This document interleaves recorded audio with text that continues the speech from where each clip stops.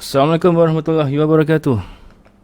Selamat malam, selamat sejahtera diucapkan kepada anda semua yang bersama-sama dengan saya, Mr. PJM Hafiz Azwani, pada malam Isnin yang indah, subuh yang cerah.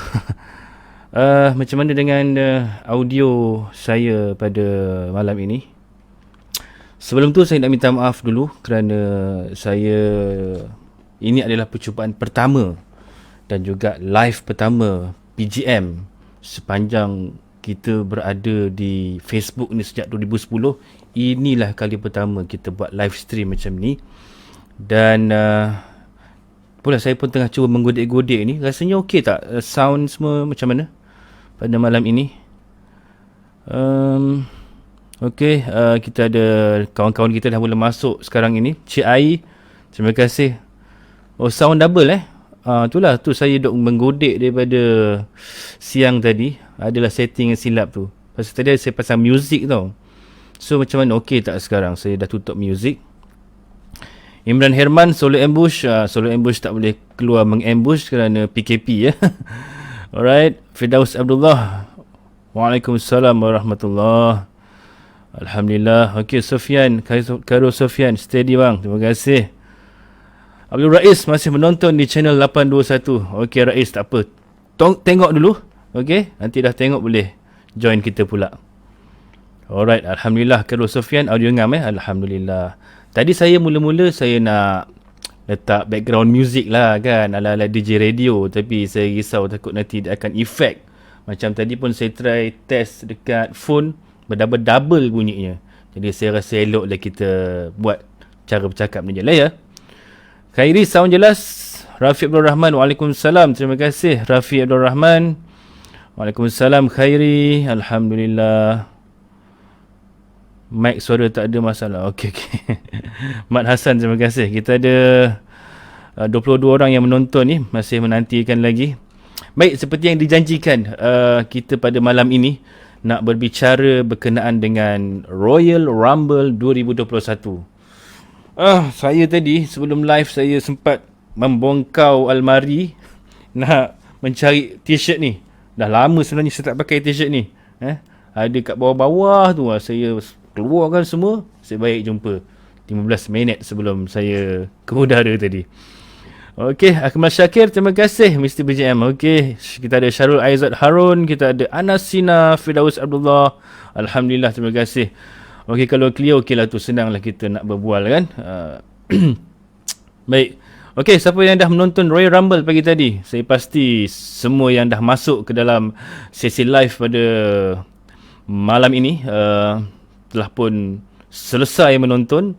Kalau belum selesai, mungkin anda boleh pause dulu live kita ni, selesaikan dulu menonton. Takut nanti jadi spoiler. Kerana tak pasal-pasal saya kena ban pula dengan anda semua ya. Okey. Muhammad Zakwan, waalaikumsalam, terima kasih. Alhamdulillah. Itulah saya sengaja pilih waktu pukul 10 kerana pukul 9 mungkin ada orang yang nak tengok cerita Kampung Pisang bersiri-siri kan. Jadi kita tak naklah kacau. Jadi kita ambil waktu timing pukul 10 ni sedang elok lah kan. Okey, boleh share dan war-warkan tentang live kita pada malam ini supaya lebih ramai peminat Gusti boleh sama-sama menyertai kita dan memberikan input tentang dan juga pendapat tentang acara Royal Rumble yang bersiaran pada pagi tadi. Sebenarnya tahun ni Royal Rumble agak lewat Selalunya mereka buat dalam penghujung Januari 28 Januari, kadang 24 Januari. Tapi tahun ni di US 31 Januari, tapi di tempat kita jadilah 1 Februari pagi tadi. Dan tahun ni pula WrestleMania pula awal bulan 3. Tak silap 28 Mac. Jadi mungkin WWE cuba nak nak mengatur jadual itu. Mungkin atas faktor pandemik COVID-19, kita tak tahu. Jadi tapi itulah, tahun ni agak sedikit lambat. Khalidi Khalid, Farid Sazali. Terima kasih. Ramai yang dah mula masuk. Kita ada berapa orang ni Sorry kalau saya agak kelang kabut pasal ni first time saya live. Jadi kalau ada sebarang kekhilafan, kekurangan, mohon ampun dan maaf saya ucapkan. 34 orang sedang bersama dengan kita pada malam ini. Okeylah kot. InsyaAllah dalam sesi live kita pada malam ini, di samping kita nak ulas balik apa yang berlaku, saya juga akan sharekan beberapa gambar-gambar menarik yang sempat saya screenshot. Kita akan selusuri lah setiap satu perlawanan yang berlangsung di acara Royal Rumble pada hari ini. Dan kita tengok apakah yang boleh kita kongsikan, dan anda boleh berikan juga feedback perlawanan tersebut menarik ke tidak dan sebagainya. Okey, untuk tahun ni Royal Rumble kalau kita tengok agak singkat dia punya durationnya. Tak silap kalau perlawanan sekejap saya sekejap cari kejap. Sedikit statistik Royal Rumble untuk kita kongsikan. Sementara tu boleh tolong share-sharekan lagi kepada rakan-rakan kita yang mungkin belum tahu lagi tentang live kita pada malam ini. Selalu kita bagi pendapat dekat Facebook je kan. Jadi kali ni kita buat secara live.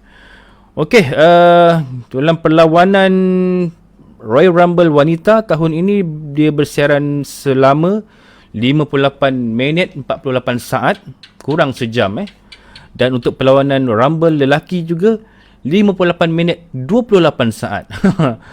Kurang 20 saat daripada perlawanan Rumble wanita. Jadi memang itu yang kita tiba-tiba rasa macam dah nak habis, kerana mungkin mereka singkatkan lah, dan mungkin pasal COVID ni jadi mereka pun tak nak dah berlama-lama kan. Alright. Zizan Rahman, okey, betul lah tak apa-apa, nanti kita akan semak satu persatu apa yang berlaku. Dan juga kalau kita tengok order of entrance daripada turutan mereka yang masuk ke gelanggang untuk perlawanan lelaki, kita fokus pada lelaki lah banyak Randy Orton mula Edge dulu, lepas tu Randy Orton, Sami Zayn, dan last sekali Braun Strowman. Okey. Dan juga yang tersingkir mula-mula tadi adalah Jeff Hardy, dan juga Jeff Hardy yang mula-mula sekali terkeluar. Kesian padahal Jeff Hardy ni antara mereka yang menjadi calon untuk menjadi pemenang Royal Rumble tahun ini. Memang tahun ni ramai yang tersasar diorang punya prediction, ramalan, kerana ada yang letakkan nama Cesaro, ada yang letakkan nama Shinsuke Nakamura, ada juga yang letakkan Adam Cole.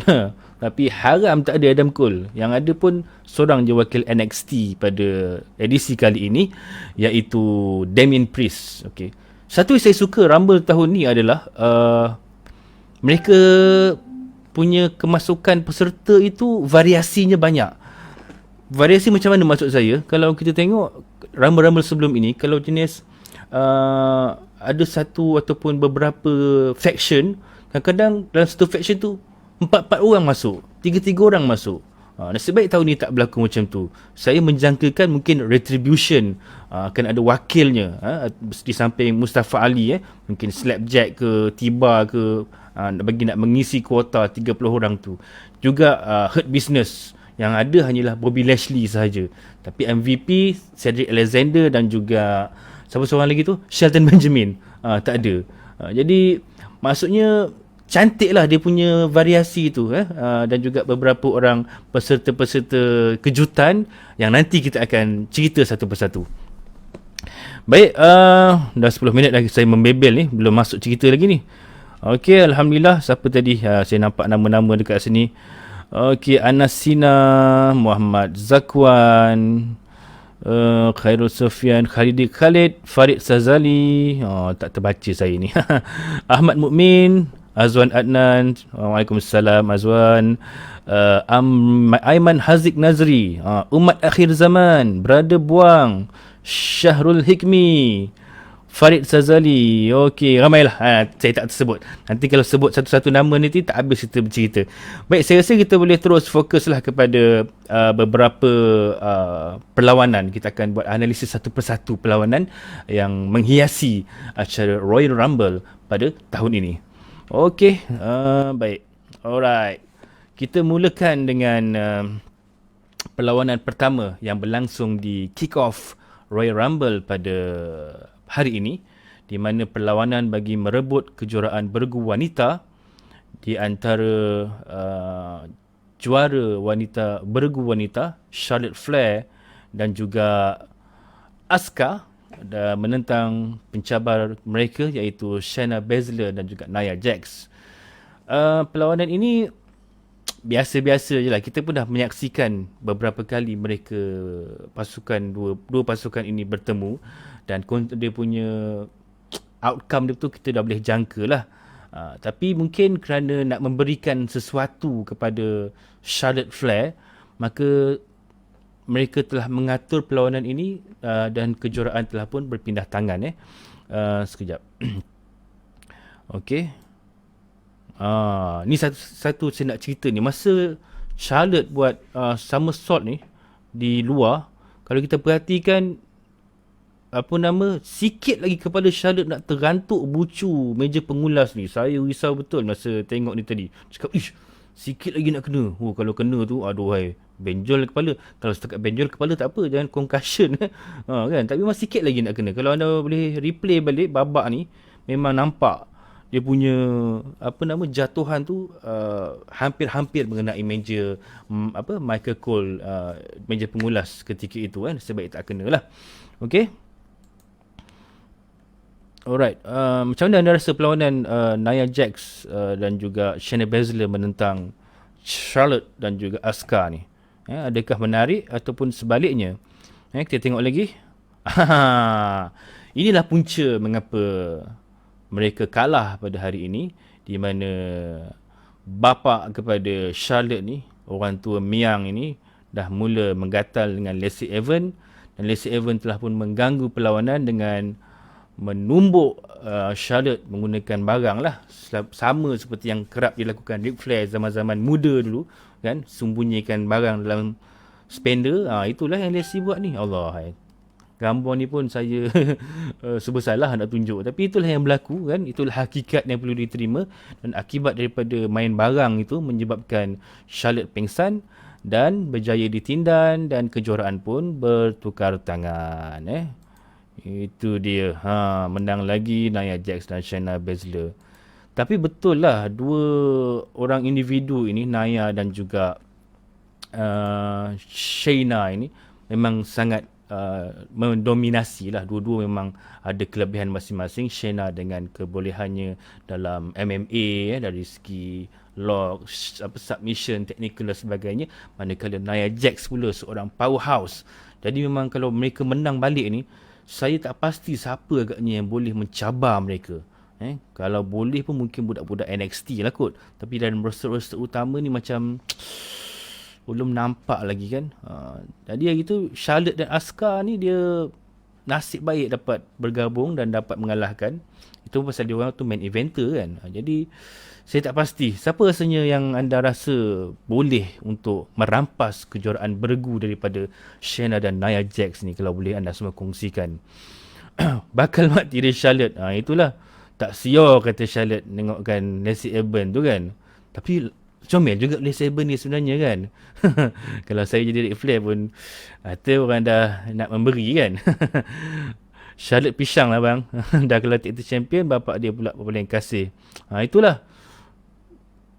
Charlotte ni itulah dia, susah nak cakap lah kan. Patutnya saya pun tak berapa gemar dengan storyline Ric Flair mengacau Charlotte saban minggu ni kan. Aduh, dia macam tak reti-reti aku duduk rumah kan Ric Flair ni. Becky dengan Ronda comeback.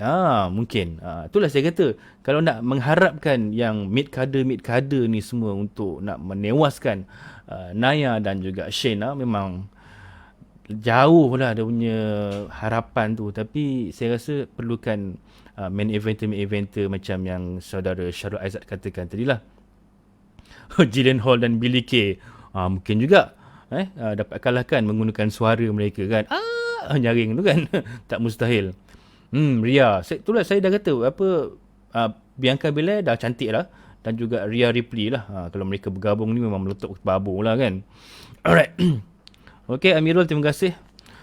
Orang Tiomi yang tulis aku story dan Atok dan Trish. Kan, itulah. Yalah, kadang-kadang creative writer ni pun mengalami ketandusan dan kegersangan idea juga. Jadi kadang-kadang dia orang ambil balik cerita-cerita dulu, cuma twist sikit-sikit lah kan.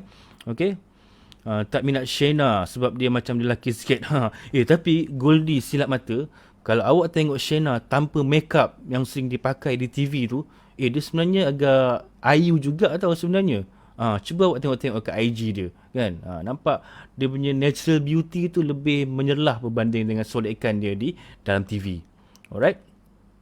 Vicky Guerrero dengan Kak Limah. Okay. Alright, itu dia cerita tentang perlawanan perlawanan bagi merebut kejuaraan beregu wanita WWE. Diletakkan di kick off je kan. Tapi okey lah kot pasal mungkin slot tak cukup nak bawa ke acara utama. Seterusnya kita berpindah ke perlawanan-perlawanan yang mengisi orang kata acara utama. Doring, ini dia. Perlawanan bagi merebut kejuaraan WWE. Saya pun tak sangka sebenarnya. Tiba-tiba Pakcik Goldberg dan Drew McIntyre menjadi perlawanan pemula ataupun kick off acara Royal Rumble pada kali ini. Tapi okey lah kan. Asyik nama orang kata apa, kejuaraan Universal je. Kalau dulu kan kejuaraan heavyweight kan, selalu jadi macam anak tiri letakkan ke awal-awal. Jadi kali ini kejuaraan WWE pula. Dan kalau kita tengok kat sini, Pakcik Goldberg kita mungkin dah sedikit insaf. Mungkin orang rumah dia marah agaknya. Dah pakai seluar panjang sikit. Kan, Goldberg. Satu saya kira perlawanan yang kalau kita tengok dekat statistik perlawanan, perlawanan di antara Drew McIntyre dan Goldberg hanya berdurasi 2 minit 32 saat sahaja. 2 minit. Biasa dah kan, Goldberg ni kalau lawan memang tak ada lah nak lama-lama kan. Memang booking dia macam tu. Daripada zaman dia di WCW dulu, membawa ke WWE, memang dia telah ditakdirkan untuk berlawan hanya dalam tempoh kurang daripada 3 minit lah kan. Tapi secara keseluruhannya saya sangat terhibur lah dengan corak persembahan, di mana kalau kita tengok mula-mula tu nampak Drew tu macam cuba nak tidak memandang mudah kepada Goldberg. Baru start locengnya terus dia bagi Glasgow Kiss yang hantukkan kepala tu kan. Dan sempat juga ada spear dekat luar gelanggang dan sebagainya. Memang agak boleh tahan jugalah. Ini kita tengok satu jackhammer daripada Goldberg kepada Drew McIntyre. Cantik juga dia angkat tu. Tapi nampak macam agak sukar juga. Mungkin faktor umur lah kot. Tapi jackhammer ni belum mampu untuk menumbangkan Drew lagi kerana berjaya di kick out tidak lama kemudian. Okey, dan itu dia. Sorry, gambar saya pula menghalang ni. Nak tunjuk yang okey, nampak tak? Okey. Satu tendangan Claymore tepat ke muka Pakcik Goldberg, dan inilah gerakan yang menyebabkan Pakcik Goldberg mengaku kalah dan mengakui kehebatan Drew McIntyre. Itulah, Goldberg ni sesekali okey lah kan, tapi kalau datang-datang je claim title, datang-datang je claim title, claim title je datang. Jadi tak berapa syok lah untuk peluang kepada wrestler-wrestler lain kan. Tengok, kalau kita pun sakit hati juga kan. Tapi mungkin atas dasar beliau seorang legenda, kerana itu layanan special diberikan kepada Goldberg. Okey, macam mana dengan pendapat anda dengan perlawanan di antara Goldberg dan Drew McIntyre ini? Kalau kita boleh tengok pendapat anda. Goldberg dah masuk 54 ke 55 tahun ni. Dia lebih kurang sebaya dengan Undertaker kalau tak silap saya. Tua Berg, kenapa dia masih nak sangat championship? Yalah, mungkin kerana nak membuktikan kepada anaknya yang beliau masih lagi mampu dan orang kata berkudrat lagi lah nak memegang kejuaraan. Video promo lagi panjang dari perlawanannya. Itulah tu, standard lah tu. Dia kalau perlawanan tu lama, tu bukan Goldberg lah tu maknanya. Urat lari bang, tak larat. Itulah. Okey, memang pancit. Betul. Nampak. Yelah, dia pun Last dia lawan tak silap di acara WrestleMania tahun lepas kan, dengan Braun Strowman tu. Lepas tu dah tak lawan lagi kan, jadi agak ringras lah dekat situ. Number 1 contender. Okay. Itulah. Alright, ini tadi Claymore. Dan kita tengok apabila perlawanan tamat, kedua-dua mereka saling menunjukkan rasa hormat sesama mereka dengan bersalaman, ya. Maksudnya Goldberg mengakui kehebatan Drew McIntyre dan Drew McIntyre juga mengakui kehebatan Pakcik Goldberg. Di mana dalam promo mereka sebelum ini pun, Drew dia kata, masa Goldberg cabar tu, dia kata, kalau aku lawan dengan kau pakcik, macam ibarat aku lawan dengan bapa aku tau. Gitulah ibaratnya. Jadi macam ada rasa segan lah dengan orang yang lebih tua kan. Baik budak Drew ni kan. Tapi gitulah mereka profesional tu adalah. Yalah, ini pun kerana Drew merupakan seorang bintang babyface. Biasalah tu. Babyface kalau lawan babyface memang akhirnya akan bersalaman lah. Sesuatu yang sukar kita nak nampak kalau perlawanan jahat lawan baik. Right, itu dia perlawanan Goldberg dan Drew McIntyre. 2 minit 32 saat. Kejap benar kan. Katalah kita masa launching start tu, kita pergi buat air sekejap, balik-balik dah habis. Gitulah perlawanan kalau ada Goldberg. Okay. Rasa-rasa kalau Goldberg menang tadi, siapa yang anda nak tengok nak jadi lawan kepada dia di WrestleMania, kalau dia sempat bawa ke WrestleMania lah? Adakah Edge akan lawan Goldberg? Kalau Edge lawan Goldberg pun menarik juga kan. Spear lawan Spear kan. Tapi dah tentulah Edge menang kot. Tapi tak tahulah kan, kerana Spear Goldberg ni lain macam. Itulah tu, Azman Skyma, terima kasih. Lawan ayah kabarnya, itulah yang awak kabarkan tadi kan. Ibarat macam aku ni melawan dengan bapa aku kan. Kali terakhir Goldberg lawan lebih dari 5 minit masa WrestleMania 20. Yelah, WrestleMania 20 masa dia melawan Brock Lesnar kan. Itu perlawanan last. Itu perlawanan tu teruk pasal dua-dua dah nak belah daripada WWE. Dah malas lah kira tu macam perlawanan selamat tinggal. Dan orang kata buat syarat aja. Kan kena bu perlawanan tu kan. Finisher Pak Goldberg perlukan kederat. Claymore kaki terbang tak susah macam jackhammer. Tapi baguslah ni zaman Drew, Pakcik Goldberg dah ada pencen. Itulah. Mungkin Goldberg kena cari finisher-finisher baharu lah untuk mengurangkan tenaga yang perlu digunakan untuk nak melancarkan finishernya itu. Baik, itu dah perlawanan di antara Goldberg dan Drew McIntyre. Tahniah kepada Drew McIntyre. Dan adakah Edge akan mencabar Drew McIntyre di WrestleMania nanti? Kita tak tahu. Okey, tahniah sekali lagi. Kita berpindah ke perlawanan bagi merebut kejuaraan wanita SmackDown. Perlawanan ini tadi saya tak berapa fokus sangat kerana tengah siapkan melayankan anak PDPR lah katakan kan, sekolah kat rumah. Time-time tu anak pula ada 4 orang tu. Jadi 4 orang nak kena attend. Jadi curi-curi masa nak tengok perlawanan tu. Jadi since ini perlawanan wanita, standard kita lah kan, perlawanan wanita ni macam orang kata toilet break, coffee break dan sebagainya. Tapi saya sempat jugalah tengok tadi kan. Perlawanan average lah kerana Carmella dan juga Sasha Banks dah beberapa kali sebelum ini dipertemukan dan kita pun dah boleh agak dah outcome-nya macam mana. Dan juga macam biasa Reginald balaci kepada Carmella juga menjalankan peranannya dengan baik. Sempatlah juga mendukung Sasha Banks ni tadi. Amboi, kan main lagi Carmella kau sapu, Sasha Banks pun kau nak juga kan. Untung jadi Reginald ni kan. Dan kerana kekacauan yang dibuat oleh Reginald ini membuatkan pengadil pusing, get out, nak mengganggu perlawanan. Tapi power juga Reginald ni. Kalau tengok perlawanan dia dengan Sasha Banks 2 minggu lepas kat SmackDown, boleh flip sana flip sana. Siapa tahu Reginald ni siapa kalau boleh kongsikan. Saya ni tak berapa mengikuti sangat NXT, jadi mungkin kalau Reginald ni dari NXT, anda boleh sharekan dengan kita. Edge umur berapa menang Royal Rumble? Edge berapa umur dia? Edge dah 40 something kalau tak silap saya. Edge kita tengok sekejap Sebaiklah zaman internet ni kan. Kalau tak tahu ni kita tu Google aja lah kan. Kalau tengok sini, dah 47 tahun. Beliau lahir pada 30 Oktober 1973. Dah 47 dah umur age ni kan. Tapi nampak masih smart lagi kan. Okey. Gatai lah balaci Camilla tu. Itulah tu. Memang gatai. Tapi untung juga kan jadi regional ni. Right. Okey. Jadi regional kena halau daripada gelanggang.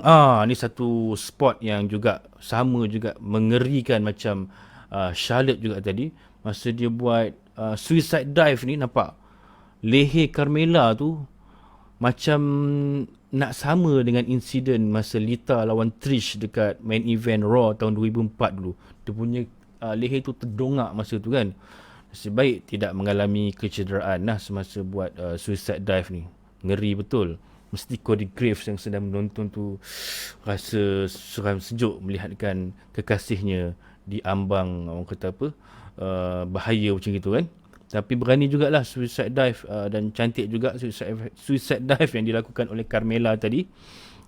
Okey, dan ini dia kunci yang dilakukan oleh Carmella. Bagus juga kunci dia ni, nampak padu kan. Seronok juga kalau kena ni kan. Apa nama kunci dia kalau siapa yang boleh share? Saya tak ingat tadi apa Michael Cole sebut. Itulah Bosch tu laju je Carmella bangun. Kan. Apa nama kunci ni kalau siapa yang boleh ni. Spirino juga padu. Betul. Dia okey, kita divert sekejap. Spear ni dia yang mempopularkan adalah Goldberg, Edge dan juga Rhino. Tapi Rhino ni dia lebih kepada menyondol tau. Dia kalau spear ni dia rempur bahu. Rhino ni dia gore, dia menyondol gitu lah. Lebih padu lah daripada gore kalau daripada spear kalau tidak silap saya. Okey, kamera terbang tu risau juga. Alright. Kentut sekali lagi padu tu. Aduh, mesti Corey Graves selalu kena kunci ni kan. Alright. Okey, tengok gambar seterusnya. Dan akhirnya Sasha Banks kembali mempertahankan kejuaraannya dengan melakukan kunci penyata bank kepada Carmella. Dan akhirnya Carmella pun menepuk, menandakan beliau tap out dan menyerah kalah. Hasil tu. Satu yang average lah perlawanan ni. Perlawanan ni kalau kita tengok dekat stat hanya berdurasi sekitar 10 minit 21 saat. Agak lama juga 10 minit dan boleh improve lagi lah. Carmella layak jadi juara tapi banyak lagi yang kena diperbaiki. Cuma itulah, suka juga saya tengok baju Carmella yang baru ni kan. Agak saya tak kena ni tak kena report. Code of Silence. Terima kasih kerana memberikan maklumat kawan kita, admin kita Fakri Muhammad. Code of Silence nama kunci yang dilancarkan oleh Carmella tadi. Ya, betul, penyata bank. Kan, betul. Anda boleh semak penyata bank anda setiap hari, mana tahu duit iSinar dah masuk. Alright, itu dia. Okey. Kita beralih ke perlawanan Rumble Wanita. Perlawanan Rumble Wanita pada tahun ini juga sangat menarik. Rumble Wanita ni sebenarnya kita dah boleh agak dah. Bintang wanita di WWE tak ramai. Jadi nak mengisi kuota 30 orang tu, kita dah boleh expect dah mesti akan ramai bintang-bintang NXT dan juga bintang-bintang legenda yang menjadi apa orang kata kejutan. Tapi pun dinanti-nantikan lah. Bagusnya kalau dulu kita hanya ada satu je perlawanan Royal Rumble. Jadi aura kejutan itu hanya sekali lah. Jadi bila habis tu rasa macam tak puas. Ini sekarang kita ada dua, lelaki dan wanita. Jadi terima kasihlah WWE kerana mengadakan Rumble Wanita ini juga, kerana keterujaannya itu tetap sama dan seronok untuk ditonton. Rumble Wanita tahun ini kalau kita tengok berdurasi 58 minit 48 saat. Dan yang pertama terkeluar adalah Shotzi Blackheart, disingkirkan oleh Shayna Baszler. Menarik. Macam mana pendapat anda dengan Rumble Wanita pada tahun ini? Okey, ni tadi kita nampak Shotzi Blackheart dengan kereta kebalnya sempat menembak ke arah Billie Kay kan, yang saya tak faham Billie Kay ni watak dia apa. Aduh. Ini dia antara peserta kejutan tahun ini. Jillian Hall. Jillian Hall ni dulu lawa tau masa zaman-zaman dia jadi sekretari Menteri Kabinet JBL dulu kan. Tapi yang masa mula-mula kan dia ada tumpuk macam kat muka tu. Tapi lalas dapat konon-konon buat pembedahan lah, jadi cantik balik. Jillian Hall ni lah. Dah tu juga dah kot, dah 40 lebih usia Jillian Hall ni. Dulu masa dia aktif dulu dalam tahun 2006-2005 kan, masa JBL tengah bermaharaja lela dulu. Tembak roket tak kena, betul lah tu. Okay, Jillian Hall dan Victoria. All the things she said. Kenapa dia tak pakai lagu tu kan lagi best, copyright kot. Tapi nampak dia cuba bawa orang kata image macam psycho-psycho tu kan.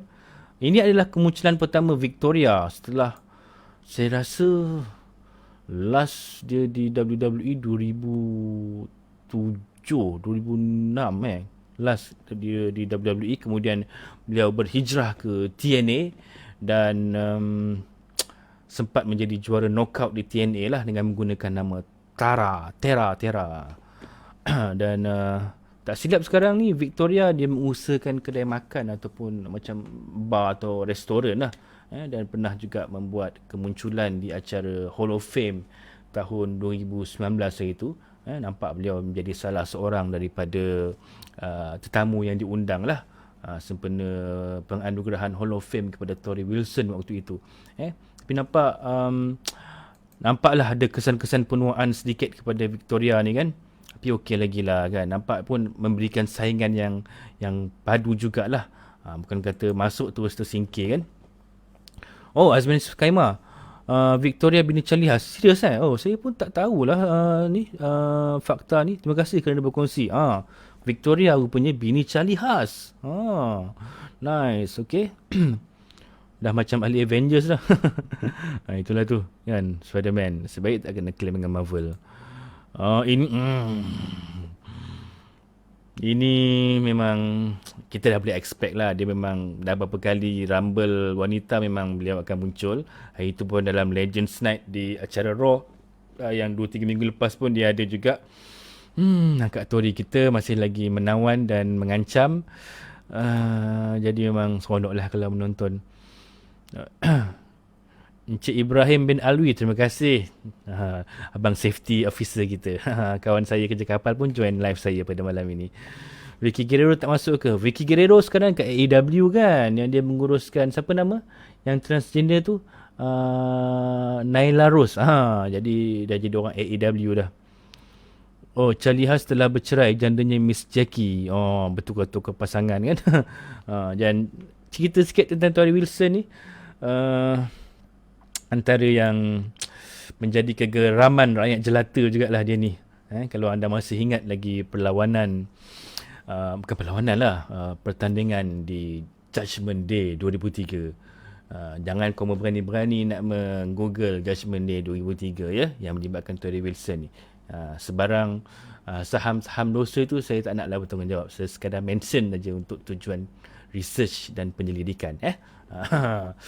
Alright, Torrie Wilson, nice. Masih lawa lagi dia.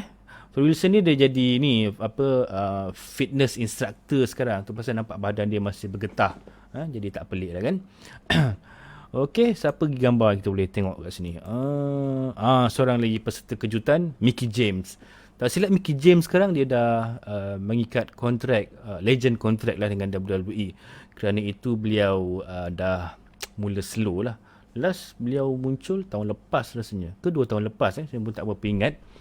Mungkin beliau sibuk melayan suami di rumah. Kepada yang belum tahu, Mickie James ni adalah isteri kepada Allahu Akbar, Nick Aldis, itu juara NWA, juara heavyweight dunia NWA tu jangan follow IG Torrie Wilson kalau lima tak kawan. Ate nakal kamu ya, sebenarnya skema kan. Itulah Judgment Day 2003, perlawanan yang sangat mengujakan, sangat ganas, di mana Torrie Wilson menentang dengan Sable. Dan kalau kalau kita di bawah umur, mohon jangan tengok kerana perlawanan itu terlalu ganas dan boleh mengakibatkan yang bukan-bukan kalau menonton perlawanan tersebut. Okey. Mickie James masih menjadi favourite saya bang. Betul lah tu. Saya pun favourite juga Mickie James ni. Nak tahu Mickie James juga merupakan seorang penyanyi, kalau anda nak tahu, seorang penyanyi irama country, dan pernah menghasilkan beberapa album lah. Di zaman ketika kegemilangannya di TNA dulu, Mickie James sering mempromosikan album ni, dan juga lagu temanya di TNA dulu adalah lagu nyanyiannya sendiri. Okey, Mickie James. Alicia Fox pun muncul juga, dan bukan sekadar muncul tapi sempat juga memenangi kejuaraan 24/7. Itulah tu. Saya kadang-kadang kesian juga dengan peserta-peserta yang tengah-tengah lawan tiba-tiba datang si Altrus ni dan orang-orang yang mengejarnya sampai mengganggu perlawanan. Tapi itulah peranan yang dibawa oleh Altrus. Ya, jadi orang lain pun macam dah reda je. Dan tahniah kepada Alicia Fox kerana memenangi perlawanan atau kejuaraan 24/7 yang tidak lama kemudian berjaya dirampas semula. Dan yang terkini adalah Peter Rosenberg, yang DJ radio tu pun menang juga kejuaraan yang saya rasa memang kejuaraan untuk Altrus je lah. Kejuaraan yang sekadar suka-suka untuk buat kelakar-kelakar dan sebagainya. Alicia Musang. Hardcore country, ya betul Fakri. Nick Aldis aka Magnus. Power Nick Aldis ni dekat TNA dulu pun sebagai Magnus pun power kan. Dalam apa nama pasukan dia tu yang British tu, British Invasion memang jahat ya Rabbi. Itu dia cerita tentang ni, Alicia Fox. Okey, dan ini dia Kofi Kingston wanita. Sejak tahun 2018, kalau kita biasa tengok kan, Kofi Kingston melakukan pelbagai aksi untuk nak mengelakkan dirinya daripada tersingkir kan. Dan begitu jugalah yang dilakukan oleh Naomi, kerana beliau juga seorang yang kreatif dalam memastikan kedua-dua kakinya tidak cecah ke lantai. Kalau kita tengok ni ada ngangkat kakinya tu kan, padahal dia dah jatuh dah tu kan. Kalau secara teknikalnya, kalau ikut peraturan-peraturan asal tu, ni kira dah kalah ni sebenarnya kan. Tapi mungkin itulah pasal dia pun dah tertulis, termaktub dalam SOP tu, dalam Standard of Operation, Standard of Procedure Royal Rumble, both feet must touch the floor. Jadi itulah tu, dia angkatnya kaki kan, padahal badan dah kena dah tu. Alright. Dan kita tengok satu lagi. Tengok. Dalam usaha nak naik balik, sempat mencapai rambut si Bianca Belair. Yang panjang berjela tu kan. Sakit tu kan. Dan kita tengok lagi. Dan mereka dua sempat juga bekerjasama untuk nak naik balik ke gelanggang. Pandai pula kan. Tapi memang kredit patut diberikanlah kepada Bianca Belair yang mempamerkan aksi yang sangat bertenaga. Beliau adalah peserta ketiga yang masuk ke acara Royal Rumble pada kali ini. Alright. Rindu cara Noam Dar sebut Alicia Fox, women version of Kofi Kingston. Betul. Sangat kreatif cara-cara Naomi menyelamatkan dirinya. Ini dia. Ini adalah bintang wanita yang disebut-sebut sebagai calon yang akan memenangi Royal Rumble pada tahun ini. Tapi nampaknya semua ramalan itu tersasar sama sekali. Bukan sahaja tidak memenangi Royal Rumble, malah sekejap benar akak Alicia kita berada dalam perlawanan Rumble pada kali ini. Dengan gayanya yang dah gila-gila tu kan. Dan selalunya insiden ini berlaku kalau ada seorang bintang yang besar, bagak dulu macam Nia Jax kan. Tapi kali ini tak sangka Alicia yang comel lote ini telah pun dikeronyok dan dibelasah beramai-ramai oleh peserta-peserta yang lain pada kali ini. Kesian Alicia. Dan itulah yang menyebabkan beliau tiba-tiba kan, masuk hantu kan, sehingga kan yang lain-lain pun macam terpana seketika. Nak jadi apa ni kan, tiba-tiba macam nak gelap kan. Style macam orang kata apa, roh The Fiend dah mula menyelinap masuk ke dalam tubuh Alexa Bliss yang comel ini. Tapi malangnya kesaikoan Alexa Bliss itu tidak mendatangkan hasil apa-apa apabila baru je nak bertukar mata tu telah pun dilempar keluar oleh akak Rhea Ripley. Aduh, kesian akak Alexa Bliss kita ya. Macam mana? Ada tak antara anda yang meletakkan harapan dan juga ramalan kepada Alexa Bliss untuk menang tahun ini?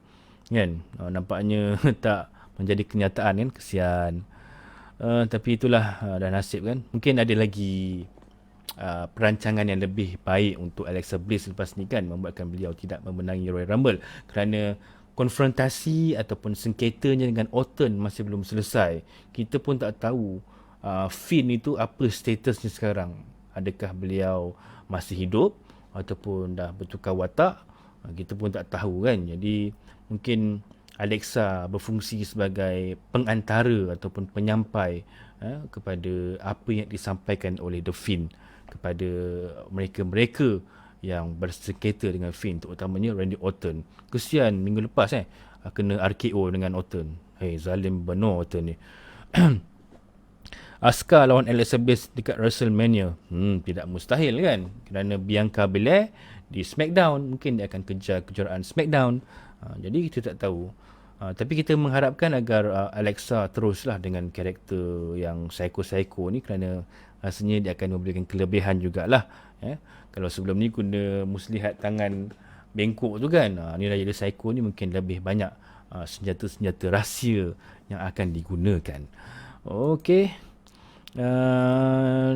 Okey, ini adalah final 3 perlawanan Rumble wanita, menampakkan Charlotte Flair, Rhea Ripley dan Bianca Belair. Masa kita tengok ni, kita macam dah boleh agak, adakah Charlotte akan kembali menggalas ataupun memenangi perlawanan ini 2 tahun berturut-turut kan? Kerana tahun lepas beliau menang, dan kali ini pula 2 orang pencabarnya adalah budak baru. Bianca Belair baru, Rhea Ripley pula budak NXT. Jadi macam the money is on Charlotte dah kalau orang kata. Skipping London pula. Gitulah kan. Semasa anda tengok gambar ni, siapa yang anda fikirkan akan menang pada ketika ini? Secara peribadi saya tak nak Charlotte menang, kerana kalau Charlotte menang, makanya netizen ataupun Gustinet akan mengamuk lah. Kata Charlotte ni pakai kabel lah kan, main nama bapak lah kan, asyik-asyik dia je menang kan. Jadi nasib baiklah Charlotte tak menang. Okay, siapa yang anda rasa akan menang antara 3 orang ni semasa tengok ni lah, bukan semasa dah tahu perlawanan ni punya keputusan kan. Yang kebelah tu rambut betul ke? Betul kot kan, kena tanya dengan suami beliau, Montez Ford. Betul ke palsu kan. Mungkin yang tukang siput tu siput rambut tu adalah suami beliau, kita tak tahu kan. Right. Okey, Encik Air kata Rhea Ripley. Betul. Rhea Ripley pun nampak macam ada harapan. Mungkin kalau kita tengok, kalau kata Rhea menang kan, mungkin dia ada timbal balik, jadi twist kepada apa yang berlaku tahun lepas. Alright, kita tengok lagi gambar-gambar apa yang saya dah screenshot ni. Dan akhirnya Charlotte telah pun disingkirkan dengan satu tendangan. Masa dia tendang ni belum terkeluar lagi.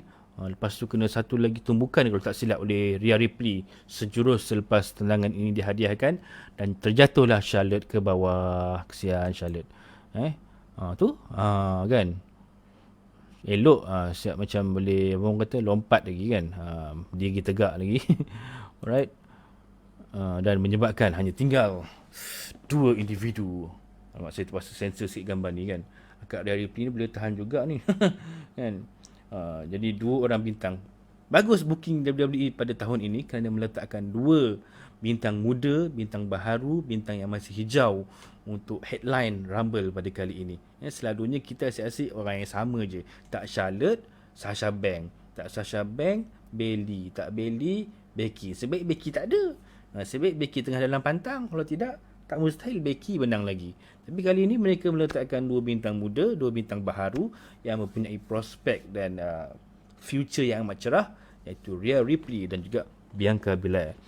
Bianca Belair ni memang best lah. Pasal kita tengok yang SmackDown 2 minggu lepas kot, yang lawan Obstacle tu, yang beliau angkat Otis tu. Saya kagum lah tengok.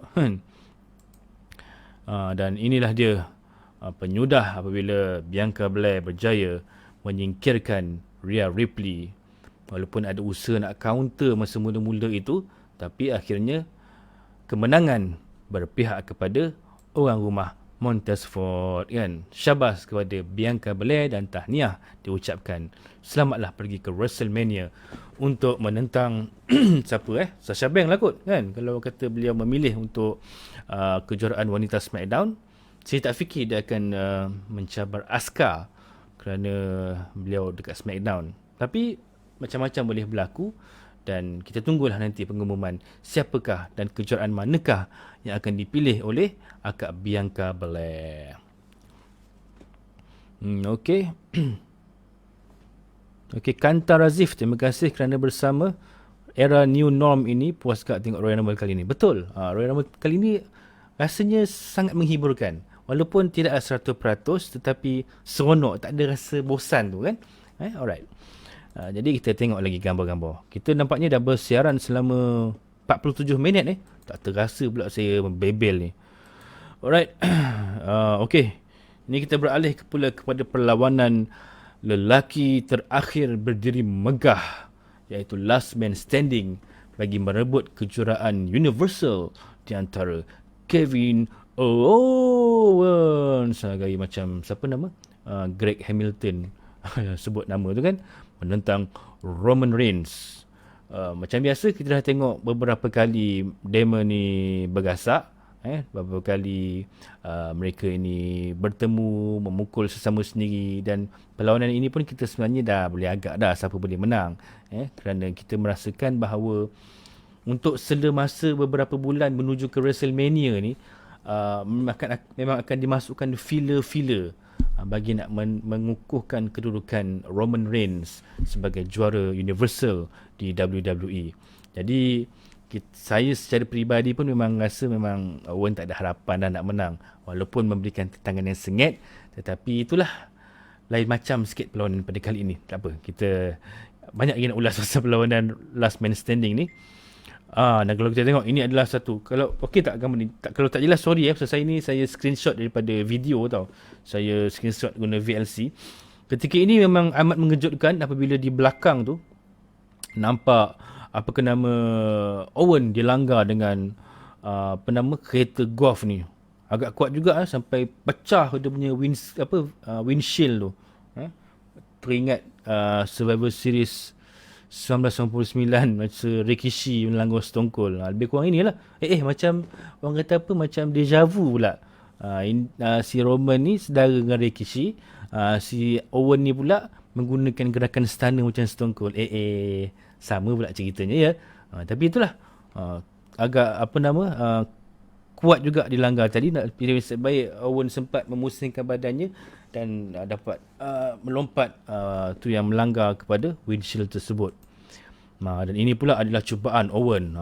Saya ingatkan Owen masa naik forklift ni, dia nak angkat si Roman ni ke ataupun hempaskan ke macam mana kan. Rupanya dia buat kerja gila, dia angkatkan forklift tu, dan dia pula manjat ke atas untuk menghadiahkan satu hempapan ke atas Roman Reigns yang sedang terbaring kelesuan di bawah.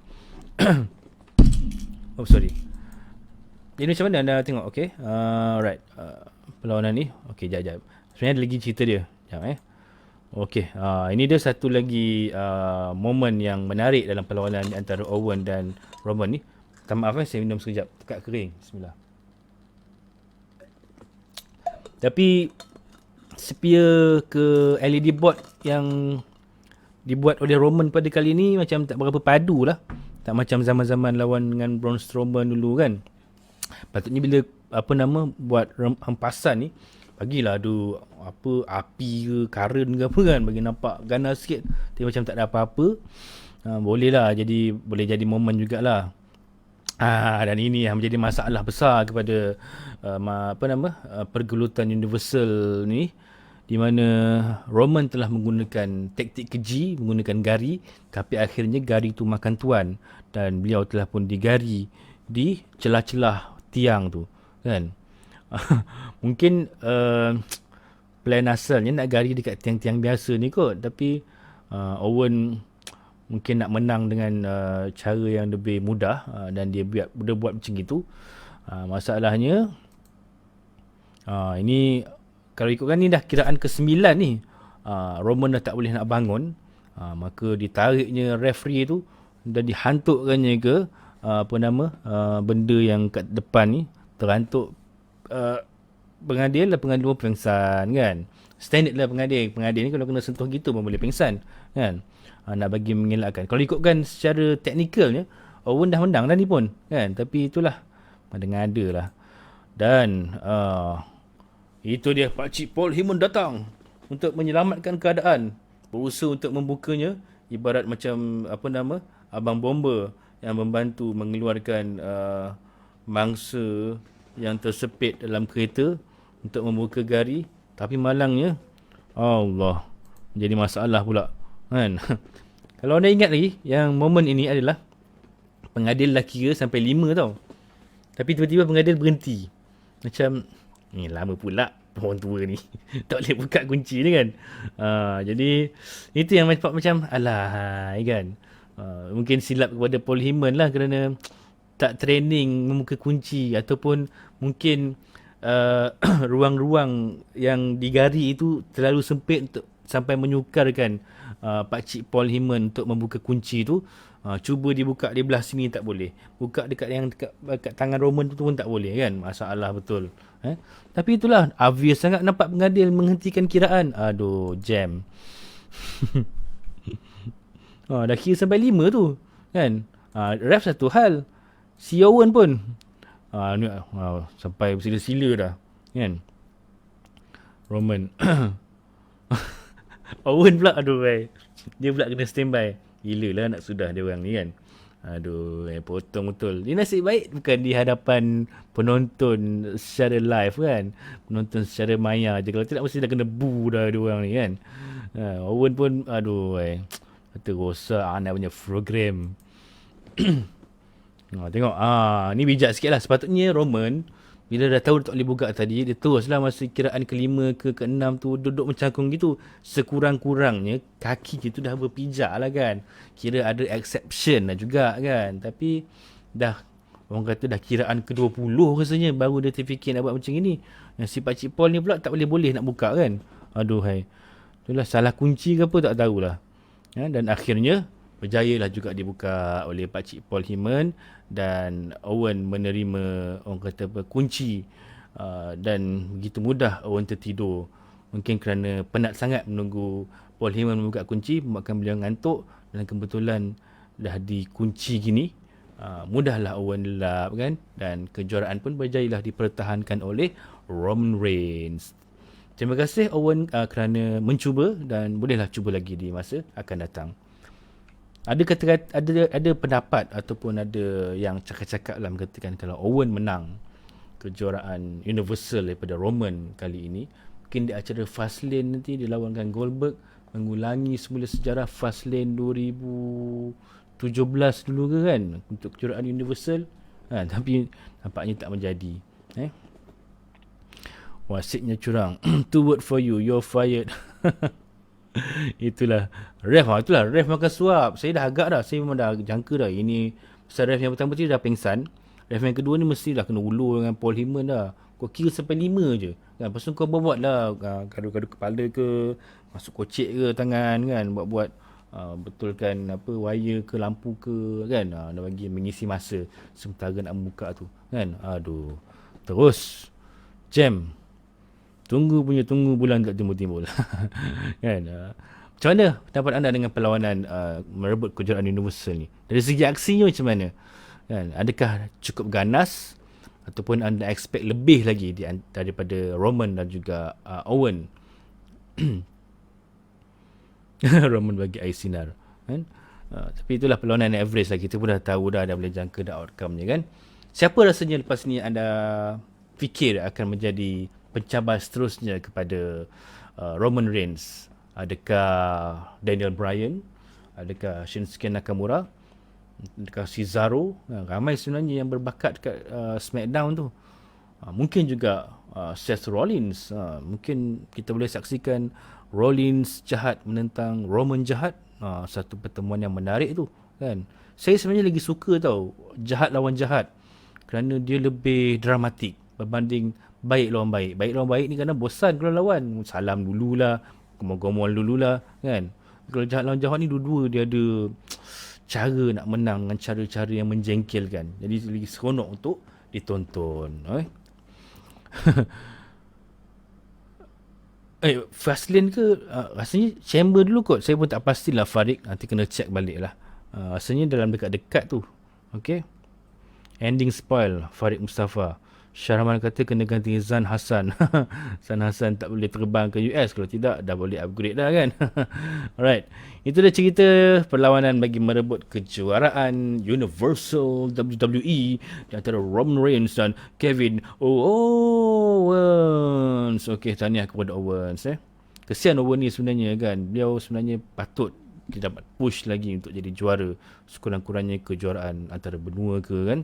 Mungkin rezeki Owen akan datang lah lepas ni. Kita tengok lah muka Roman. Aduh, jam lah tengok orang tua ni kan. Aduh, kenapa lah. Boleh pula buat muka sombong tu Paul Heyman kan. Padahal mesti kena marah dengan Vince McMahon kat belakang kan. Kau ni buat apa ni kan. Kau gerti ke tak gerti. Kau sekolah tak. SRP lulus tak kan. Kena marah dengan Vince McMahon kat belakang tabir lepas perlawanan ni tamat kan. Aduh, kesian.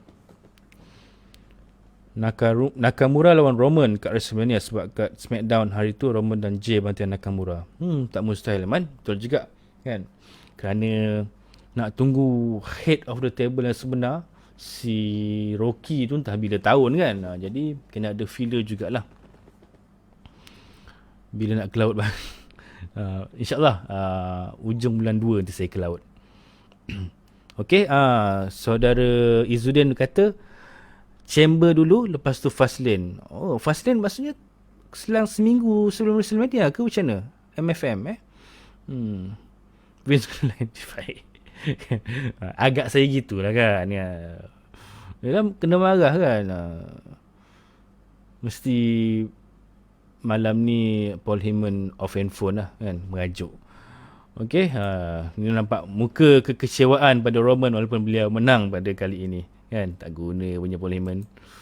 Okay, ini dah sekarang kita beralih kepada perlawanan utama Royal Rumble yang sangat ditunggu-tunggu. Seperti mana yang diumumkan di WWE Backstage semalam ke 2 hari semalam peserta pertama dan kedua telah pun diumumkan awal-awal, iaitu Edge adalah peserta pertama dan Randy Orton adalah peserta kedua. Sepatutnya kalau dirahsiakan tu pun cantik juga kan. Baru lebih orang kata apa, nilai kejutan tu lebih tinggi lah. Tapi mungkin kena faktor tak ada penonton, maka mereka mengurangkan sedikit lah. Tapi tetap menarik lah. Di mana Edge mengisi tempat pertama.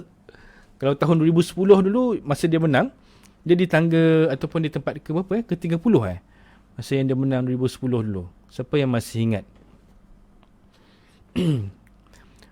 WrestleMania bulan 4 kan. Tak silap WrestleMania tahun ni 28 Mac. Nanti kita check balik jadual Okay. Nampak Edge kali terakhir beliau bergusti di WWE Backlash yang lepas dalam greatest wrestling match ever. Lepas tu beliau berehat kerana ada injured sedikit. Dan ini adalah kemunculan semula. Dan nampak beliau lebih fit kali ini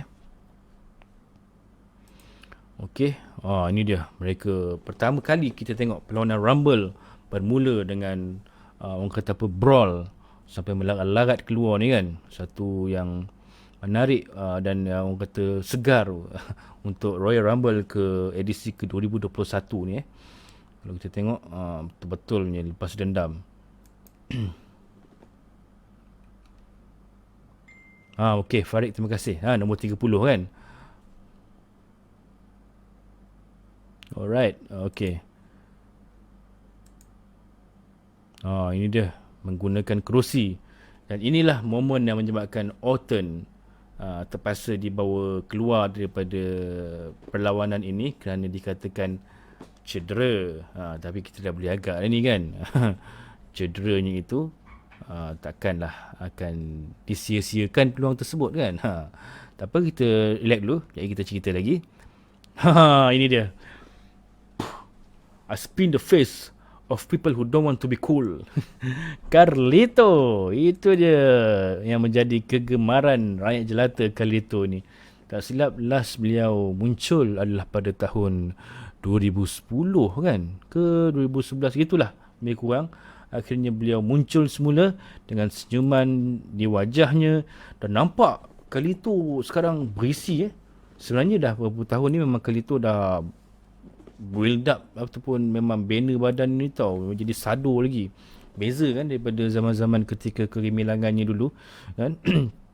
Dan ini merupakan kemunculan pertama selepas beberapa tahun, kerana sebelum itu pun zaman-zaman yang sepupu dia tu, Allah Akbar, apa nama tu yang Hole tu kan, ada usaha nak bawa Carlito ke WWE semula tapi ditolak oleh Carlito kerana faktor-faktor tertentu lah. Mungkin satu kerana beliau pun terlibat dalam promotion Gusti di Puerto Rico kan. Jadi agak sibuk kat situ dan ada jugalah beberapa isu-isu sikit lah dengan pihak pengurusan WWE menyebabkan beliau menolak dan mereject pelawaan untuk menyertai semula WWE. Tapi akhirnya Carlito muncul. Kalau kita perhatikan dekat promo Legends Night itu di Raw, sepatutnya Carlito ada. Tapi masa Legends Night tu Carlito tak ada. Jadi menimbulkan tanda tanya jugalah. Dan nasib baik mungkin beliau di carry forward kemunculannya ke acara Royal Rumble pada tahun ini. Seronok nampak Carlito. Memang tak ada masalah. Rasanya dah okey dah kot kan. Kalau tak, kenapa beliau sanggup datang kan. Okey. Ini adalah momen yang menarik semasa Carlito masuk dalam gelanggang di mana Nakamura cuba merampas Apple-nya. Kalau tak pasal COVID, saya rasa mesti dah kena ludah muka Nakamura kan. Mungkin dah pesan dah, jangan berani-berani awak nak meludah-ludah orang. Kena compound 1,000 nanti oleh Kementerian Kesihatan di Florida kan. Jadi itulah, kita tengok Apple itu terselamat daripada menjadi objek ataupun bahan untuk diludah ke muka orang-orang yang tidak cool pada mata Carlito. Ya, Primo dan Epico. Allah Akbar. Itulah yang saya nak sebut tadi kan. Carlito Cabana. Katanya Carlito mungkin menjadi penerbit belakang tabir WWE lepas ni. Tak mustahil kan. Biasalah tu. Kadang dah malas dah nak gusti-gusti ni, baik kerja-kerja belakang tabir kan. Jadi producer pun masyur juga. Alright, okay. Ini dia satu-satunya peserta dari NXT yang menghiasi Royal Rumble pada kali ini. Kalau sebelum-sebelum ni kita ada Johnny Gargano kan, ada siapa lagi, Keith Lee, atau ni giliran Damien Priest pula. Dan nampaknya menarik kerana WWE hanya menggunakan seorang sahaja. Kalau kata 4-5 orang bintang NXT yang digunakan, memang nampak sangat WWE desperate lah. Yalah, mungkin kerana nak dapatkan khidmat daripada bintang-bintang yang jauh itu memerlukan banyak prosedur kan, ada travel restriction dan sebagainya. Mungkin kali ini Vince McMahon dah keluarkan surat, dah dapat cop balai dekat Florida tu, jadi di-emailkan kepada pengurusi-pengurusi ni, jadi mereka dapatlah datang ke ke Florida di Tropicana Bayfield Stadium ni kan. Itu dia nampak Damien Priest, seorang bintang muda yang boleh tahan. Dan juga ada ni sekejap. Alright, dah okey streaming okey tak? Masih lagi bertahan tak? Okey, Damien Priest okey. Okey, Damien Priest ada potensi untuk menyinar di WWE. Dia ni ada ni ke? Ada bau berbocang dengan keluarga Anoya juga ke? Keluarga The Rock ke? Damien Priest nampak macam muka Samoa juga dia kan. Dia kalau ada rupa ni memang Vince McMahon akan aim lah kan untuk jadi sebagai ayam tambatan dia.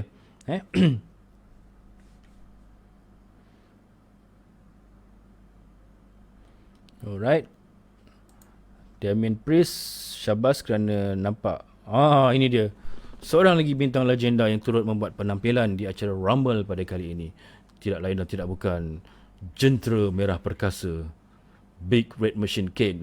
Saya baru bedah pasal Kane iaitu di YouTube channel Bedah Gusti saya, dan tak sangka beliau muncul di Rumble kali ini. Mungkin kerja-kerja Datuk Bandarnya ada deputy, ada orang yang tolong mengendalikan. Harap-harapnya pengundi-pengundi di Knox County, orang Knox County tak marah lah. Musim-musim COVID ni Datuk Bandar mereka merayau sampai ke Florida kan. Tapi mungkin balik nanti kena buat swab test lah kot. Tapi cantik jugalah apa nama usaha yang dibuat, menunjukkan Ken ni sentiasa memberikan komitmen kepada WWE walaupun dalam beliau sibuk dengan kerja-kerja di ofisnya. Cuma itulah dah nampak dah keuzuran pada physical Ken ni kan. Dah tak menggerunkan macam mula-mula dululah. YB Jacob. Itulah tu kan. Ini dia, siap ada reunion team Hell No lagi kan. Satu yang menarik lah. Nampak dah gemuk apa dah buncit sikit lah Ken sekarang. Inilah kerja-kerja office ni kadang-kadang banyak dapat undangan ke sana ke sini, merasmikan itu, merasmikan sini. Bila datang merasmikan sesuatu event tu, dah tentulah ada jamuan makan. Kalau dah ada jamuan makan, kenalah duduk memenuhi pelawaan itu kan. Jadi makan-makan-makan, itulah yang mengembang kan. Itulah harga yang perlu dibayar menjadi seorang Datuk Bandar dan berkhidmat kepada masyarakat. Datuk Bandar dan rakyat berpisah tiada. Mungkin itulah slogan yang digunakan oleh Ken ataupun Glenn Jacob di Knox County. Rasa Vince menonton video Bedah Gusti Abang. Itulah tu, harapnya gitulah kan ya. Aduh, tak sangka. Seorang lagi. Stand back, is the hurricane coming through. Hurricane Helms juga. Tapi Helms ni dah tak pelik lah kalau dia buat kemunculan, kerana sekarang ni si Shane Helms ni memang merupakan salah seorang producer di WWE kan, kerja di belakang tabir, jadi office lah, jadi pegawai lah kan. Tak silap hari tu masa awal-awal COVID hari tu dia dilepaskan sekejap. Tapi mungkin dah okey sikit agaknya, diundang semula untuk bekerja dengan WWE. Dan bagi nak mengisi slot tu, kita tak cukup seorang lah. Siapa yang boleh? Kau Helms, sini pergi jap, masuk jadi nombor 23. Agaknya gitulah kan, nak memenuhi kuota. Road Dogg semua malas, bagilah pada Hurricane Helms. Kan. Dan seorang lagi, ini pun agak mengejutkan juga, iaitu Christian kan. Dah berapa tahun dah Christian tak muncul beraksi di pentas WWE.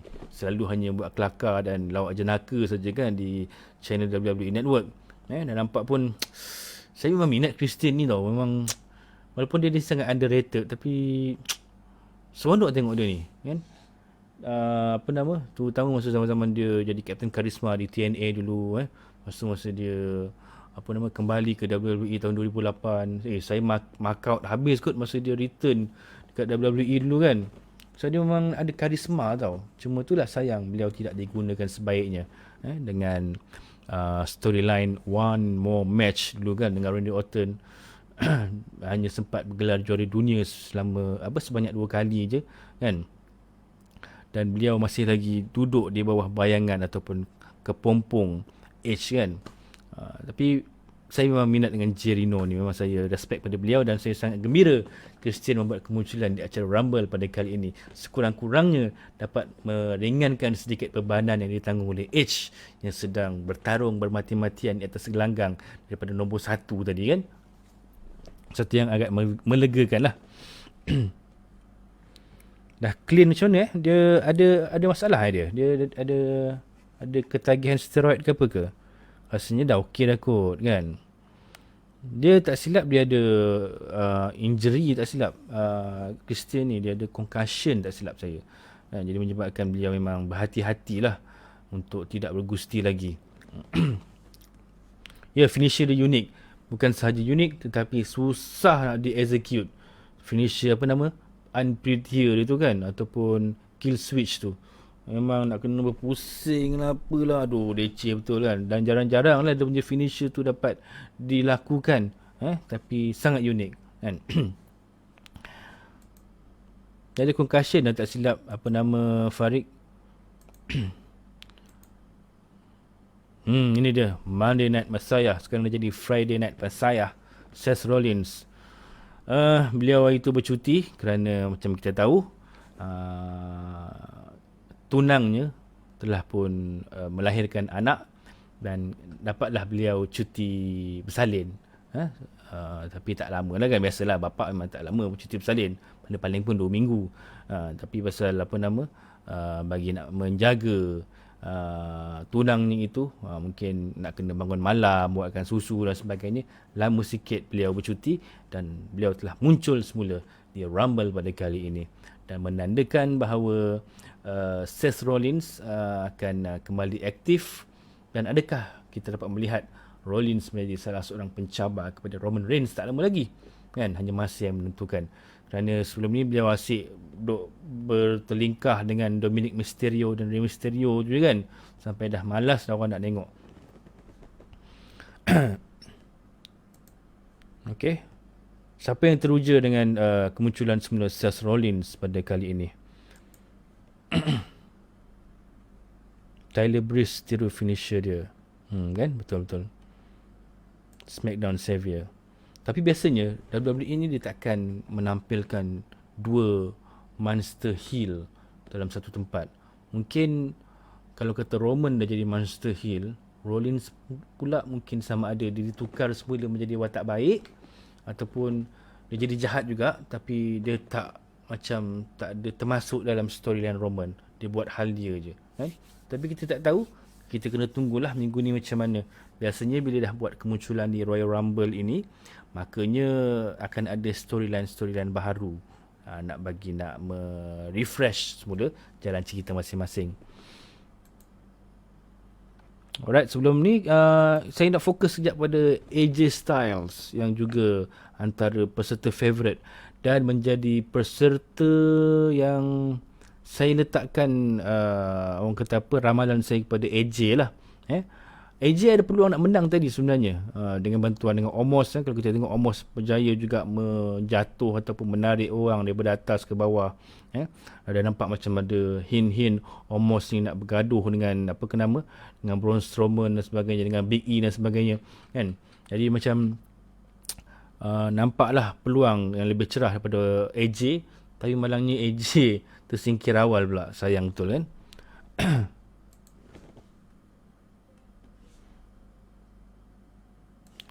Okey, dan akhirnya hanya 4 orang yang tinggal, iaitu Braun Strowman, Seth Rollins, Edge dan Christian. Sampaikan tadi Rollins sempat juga menghulurkan salam perdamaian dan meminta supaya Braun Strowman menandatangani MOU atau perjanjian persefahaman untuk bekerjasama menyingkirkan Edge dan Christian.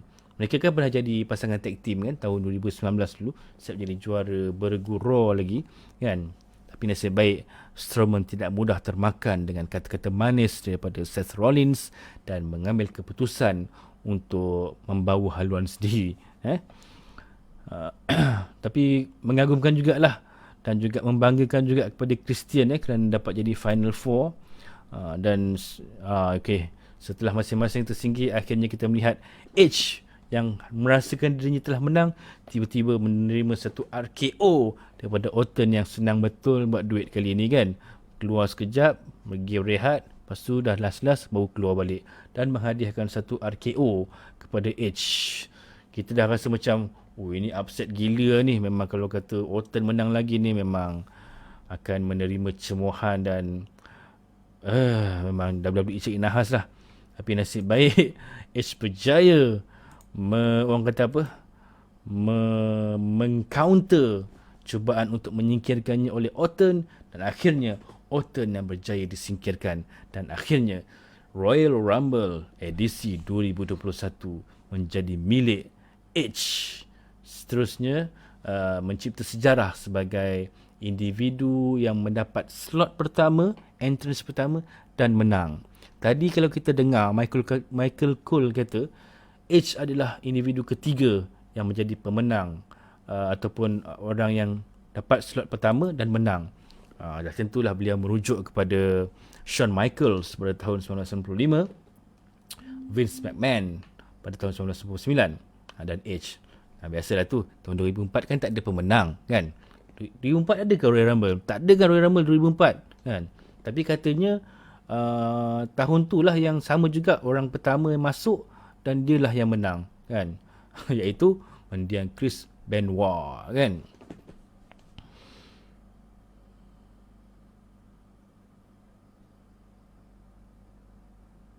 Alright, jadi satu pencapaian yang sangat membanggakan untuk Edge. Tapi kalau kita tengok Edge pun masa sepanjang berada dalam perlawanan ini, beliau tak berapa aktif lah dan banyak juga macam curi-curi tulang kan kerana nak berehat sekejap kan. Tak terasa sangat, tak nampak sangat lah usaha beliau menyingkirkan orang sana, menyingkirkan orang sini kan. Lebih banyak duduk di tepi-tepi, di bucu-bucu kan dan menjadi mangsa belasahan. Tapi apa pun, ialah ia satu tindakan yang rasional lah, memang wajarlah dilakukan kerana itulah cara ataupun strategi untuk bertahan dalam acara Royal Rumble kan. Kalau tidak, kalau kita duduk ke sana ke sini, tenaga pun mudah terbuang, sakit pun akan dapat banyak. Jadi pandai-pandailah mencuri-curi masa untuk berehat dan menyimpan tenaga tersebut sampailah ke hujung-hujung. Dan ini dia satu gambar yang memaparkan selalu pemenang Rumble akan menunjuk ke arah sign WrestleMania ni. Tapi kali ini Edge merenung ke arah logo WrestleMania 37 yang sepatutnya menjadi tema kepada acara WrestleMania tahun sudah, tapi dibawa carry forward ke tahun ini. Dan itulah dia, Edge telah pun menjadi pemenang. Dan siapakah yang anda ingin lihat menjadi lawan kepada Edge di acara WrestleMania nanti? Adakah Randy Orton lagi? Adakah Drew McIntyre? Adakah Roman Reigns? Siapakah antara mereka yang anda rasakan akan menjadi pilihan Edge untuk dicabar? Cuba komen sikit, boleh kalau kita boleh berkongsi. Chris Benoit. Tahun lepas pecah kepala kan. Betul lah tu. Betul. Best Phoenix pula tak ada kan. Mungkin dia gaduh agaknya masam muka kan. Merajuk agaknya Best Phoenix balik rumah orang tua dia. Patutnya Best Phoenix pun boleh masuk Rumble wanita kan. Tapi tak ada pula kali ni. Jadi ada lagi tak gambar? Okey, habis dah. Jadi itu dia sedikit ke banyak kot, dah sejam 18 minit kita bersama. Kita menelusuri dan menganalisis setiap perlawanan yang berlangsung di acara Rumble pada tahun ini. Dan secara keseluruhannya, secara peribadi saya merasakan Rumble tahun ini walaupun tidaklah se-epic macam Rumble 2001, 2002, tapi kalau dari segi perbandingan 4-5 tahun kebelakangan ini, Rumble 2021 ini ternyata memenuhi expectation lah. Dan kita tahu tahun ni tak ada penonton, jadi vibe dan juga hype tu kurang berbanding macam yang tahun sudah kan. Jadi kita rasa seronok jugalah. Dan saya tak rasa ia satu acara yang teruk lah. Kalau kata dalam 5 bintang, kita boleh bagi 3.8 bintang lah kalau tanya saya. Masih lagi seronok untuk ditonton dan diikuti. Okay, Claymore vs Spear.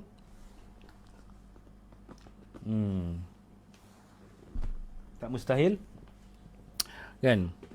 Mungkin dah sampai masa untuk Edge kembali bergelar juara setelah beberapa tahun tidak bergelar juara kan. Boleh kalah dengan Brock Lesnar je. Itulah. Mungkin ada yang meletakkan harapan Brock Lesnar muncul tahun ni. Tapi macam yang kita tahu, Lesnar ni dia tinggal di kawasan ataupun satu ladang yang agak terpencil di berdekatan dengan sempadan Kanada dan Amerika. Jadi oleh kerana border tutup, maka menyebabkan Lesnar tak boleh nak travel lah ke Florida. Boleh aja sebenarnya kan kalau ada surat. Tapi yalah, musim-musim COVID ni, mesti saya boleh kata, abang tak payahlah nak susah-susah pergi sana pergi sini kan. Musim-musim penyakit ni, kan, duduk je dalam rumah kan, kan ke sana ke sini kan, jumpa orang sana jumpa orang sini, bawa balik bawa penyakit kan, masalah. Jadi mungkin atas faktor Sable tidak memberikan lampu hijau, maka tiadalah Brock Lesnar pada tahun ini. Tapi kita tak tahu, mungkin esok lusa dia muncul di Raw ke. Tiba-tiba macam Goldberg juga claim nak jadi pencabar utama di WrestleMania. Kita pun tak tahu. Jadi kita tunggu je lah. Ya? Jadi kita harapkan Royal Rumble ini akan menjadi satu titik tolak kepada perjalanan dan juga penceritaan yang lebih menarik selepas inilah. Ya, mungkin dengan adanya Carlito, Christian, mereka jadi macam MVP tahun sudah, kita ingatkan muncul sekali saja. Rupanya ada lagi cerita-cerita yang mereka mampu berikan untuk apa orang kata, meriahkan dan menghangatkan lagi persaingan di WWE. Right. Makcik saya marah. Itulah yang saya katakan tadi. Kenapa tak buat macam NXT dengan AEW? Ada juga penonton dari superstar mereka. Pasal sebelum-sebelum ni ada beberapa kali terjadi kes positif COVID-19 di kalangan mereka-mereka yang menonton, walaupun yang menonton itu adalah bintang mereka sendiri. Jadi kerana itu WWE lebih ketat lah prosedurnya dalam nak menjemput ataupun nak adakan penonton. Berbeza dengan AEW. AEW saya dah buka tiket daripada orang awam dah. Cuma masing-masing beli satu grup tiket tapi duduk dekat satu-satu bahagian lah agar ada penjarakan fizikal di antara satu sama lain. Tapi mungkin WWE punya prosedur lebih ketat dan juga mereka tak nak mengambil risiko lah kerana bimbang kalau kata pandemik itu menyerang bintang-bintang mereka, segala perancangan yang telah pun diatur akan rosak dan terpaksa tukar plan saat-saat akhir. Nasib baik Drew McIntyre sempat pulih daripada COVID-19 elok 2 minggu sebelum Royal Rumble kan. Kalau tidak mungkin Goldberg kena mencari orang lain lah untuk bertanding, ya. Brock Lesnar tak muncul lah, Encik Pena Karat, kesian dia. Silap-silap Orton lawan Edge lawan Drew. Tak mustahil juga 3 penjuru. Betul. Kadang bila seorang pengusti tu dia dah tak berapa fit macam zaman-zaman peaknya dulu. Jadi diorang nak ambil langkah selamat, diorang masukkan seorang lagi. Tapi tak berapa cantik lagi tu kan. Kita lagi prefer one on one lah. Baik.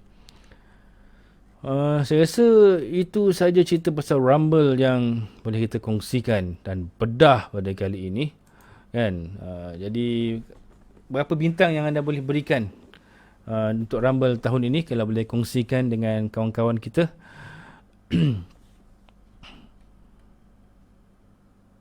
Kali itu pilih Steam dengan kolon. Tetap bawa Apple. Betul Azlan Ibnoh? Apple tu adalah buah-buahan kegemarannya dan mudah untuk dikunyah dan dihembus serta diludah ke muka lawan, ya. Kesley tak ada. Kesley pun tak ada. Tak pasti pula ke mana dia. Hari tu Kesley dia dihantar semula ke WWE PC Performance Center untuk menjalani latihan semula. Kerana katanya beliau agak stiff dan juga agak cuai dalam gelanggang dan membahayakan lawan-lawannya. Jadi kena training balik. Tapi yang untuk Rumble ni tidak pasti kenapa beliau tidak turut serta. Mungkin nak memberikan peluang kepada bintang-bintang lain ataupun beliau ada komitmen-komitmen lain lah. Ya.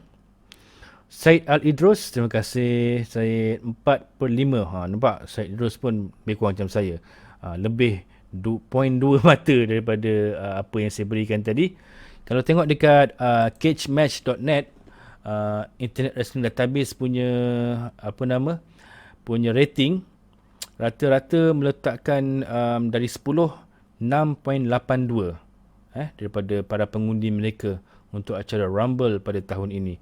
Di mana untuk perlawanan Rumble wanita 7.31 dan untuk perlawanan Rumble lelaki 6.54. Mungkin atas faktor dasar ramai sangat yang terkeluar awal macam Jeff Hardy, Ricochet dan sebagainya.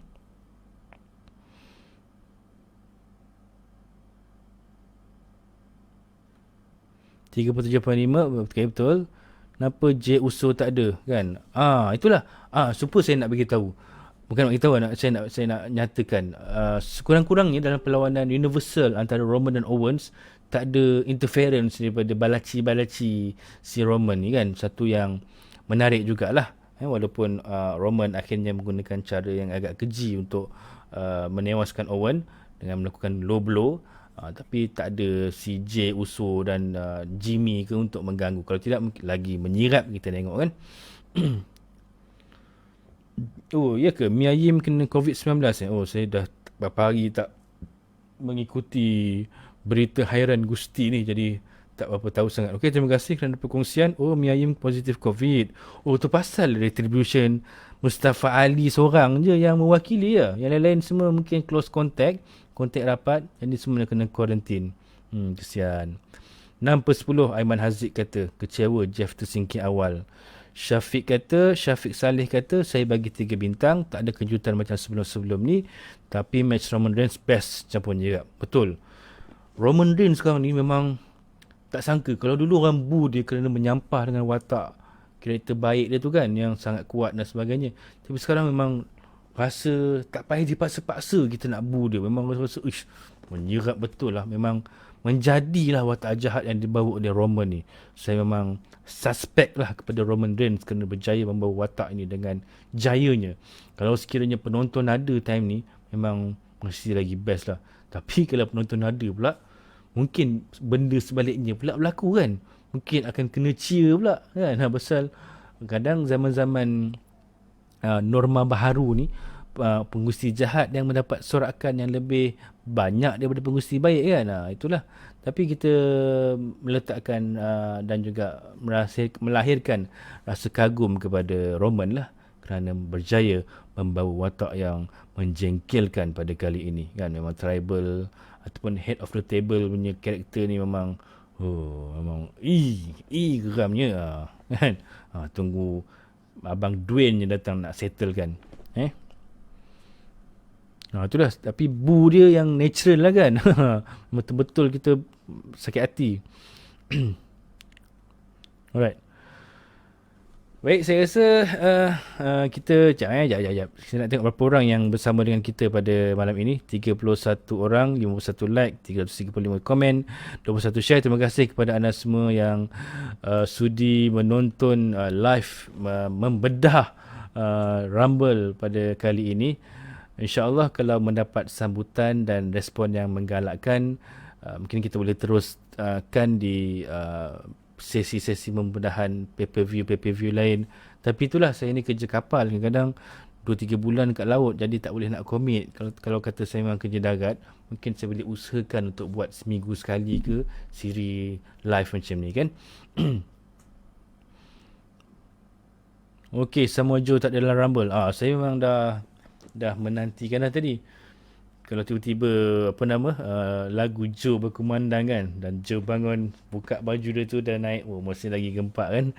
Tapi itulah, Joe ni dia ada concussion, jadi memang dia sangat berhati-hati lah. Kerana itu kalau dalam beberapa babak sebelum ini, macam zaman-zaman Rollins buat hal apa semua dulu kan beliau macam nak terlibat dalam physical interaction ni, tapi dikekang. Nampak macam betul-betul dia menahan dirinya daripada terlibat secara fizikal dengan orang lain kerana bimbang kecederaan yang lebih parah akan berlaku.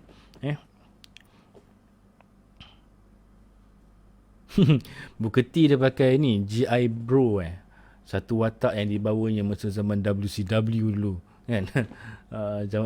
Watak seorang askar tu, GI Bro. Tak mabuk laut ke bang? Tak apalah. Mabuk tu mabuk jugalah, tapi benda dah biasa kan. Kalau mabuk nanti makanlah Maggi Tom Yum sebagai ubat. InsyaAllah nanti hilang mabuk tu. Baik, dah 1 jam 30 minit kita bersama. Lama betul sesi live ni. Alhamdulillah, satu sesi interaksi yang sangat menarik, interaktif. Anda semua menyokong dan memberikan komen-komen menarik. InsyaAllah live ini saya akan publishkan di page ini. Jadi anda bolehlah nanti share-sharekanlah dengan kawan-kawan, kepada rakan-rakan kita yang tidak sempat menonton, yang tak dapat menonton, boleh menonton pada masa-masa yang akan datang. Jadi terima kasih kepada semua yang memberikan sokongan. Walaupun daripada 4,000 like hanya 30 orang saja, kita faham kan, benda baru ni memang belum dapat capaian yang meluas lagi. InsyaAllah anda bantulah saya untuk memberikan yang terbaik dalam batch PGM ni, untuk kita teruskan lagi lah perkongsian-perkongsian kita. Dan saya mohon supaya anda semua mensubscribe channel YouTube saya, channel YouTube peribadi saya, iaitu Hafiz Azwani. Anda type je dekat YouTube tu Bedah Gusti, dan ada macam-macam cerita yang kita bedah tentang bintang-bintang dan cerita-cerita kontroversi dalam dunia Gusti. Tolong like, subscribe dan share dan sebagainya, supaya lebih ramai lagi orang yang akan tahu tentang isu-isu kontroversi dalam dunia Gusti. Dan saya harap anda semua tak serik lah dengan live saya. Saya minta maaf kalau ada sebarang salah dan silap, kalau ada terkasar bahasa ke, kalau ada tersasul di sana sini. Saya harapkan ianya dapat diperbaiki pada masa yang akan datang. Terima kasih kepada anda semua yang menonton. Lepas ni jangan tidur lambat, besok nak pergi kerja, dan kita harap agar wabak pandemik COVID-19 ini akan segera berakhir, kerana dah penat dah ni. Penat menghadapi situasi-situasi yang sangat merunsingkan sampai ke hari ini. Tak boleh nak hidup normal kan. Alright. InsyaAllah Izzuddin, Abang Munif Ijaz, insyaAllah saya hari-hari WhatsApp dengan beliau. Saya akan sampaikan insyaAllah. Okey, kita akan berjumpa lagi pada sesi-sesi yang akan datang. Okey, dan kalau ada sebarang input, komen untuk penambahbaikan, boleh maklumkan di ruangan komen. Okey, terima kasih kerana menonton. Assalamualaikum warahmatullahi wabarakatuh. Jumpa lagi. Bye-bye.